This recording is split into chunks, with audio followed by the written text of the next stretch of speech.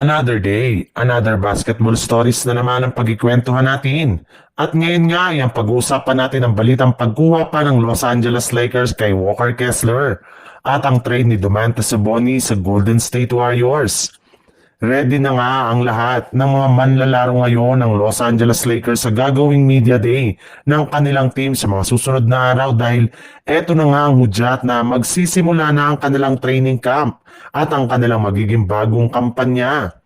At isa nga sa mga aabangan dito ay ang kanilang mga bagong player na si DeAndre Ayton, Marcus Smart at si Jake LaRavia na lahat nila nakuha mula sa free agency market ngayong off-season. Pero kahit man nga yan ay hindi nakagawa ng trade ngayong off-season ang Lakers, ay maaari pa rin naman nga nila itong gawin sa darating na trade deadline o di kaya next off-season. In fact, base nga sa kalalabas talang na balita, wala na nga daw pong balak pa ang Utah Jazz na bigyan ng bagong contract extension si Walker Kessler.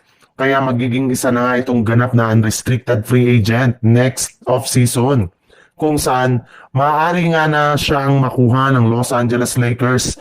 Kung inyo ang matatandaan, isa nga si Walker sa mga target na makuha ni Pelinka ng mga nagdaang buwan. Kaya pagkakataon na nga ito ng Lakers na matuloy ang kanilang balak.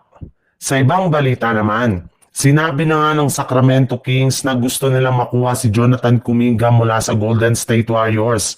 Kaya ito nga ang mismong dahilan bakit hindi sila tumigil sa pag-offer ng trade package sa Warriors na mga nagdaang araw. Alam na nga ng kanilang team na ayaw na ni Kuminga sa Golden State Warriors at mas gusto nito na maglaro sa Kings bilang starter. Ngunit kahit anuman ngang ganda ng kanilang ibinibigay na trade package ng Kings ay parati pa rin nga itong tinatanggihan ng GSW. Ayaw rin naman nga ng general manager ng Warriors na kunin si Malik Monk bilang kapalit ni Kuminga.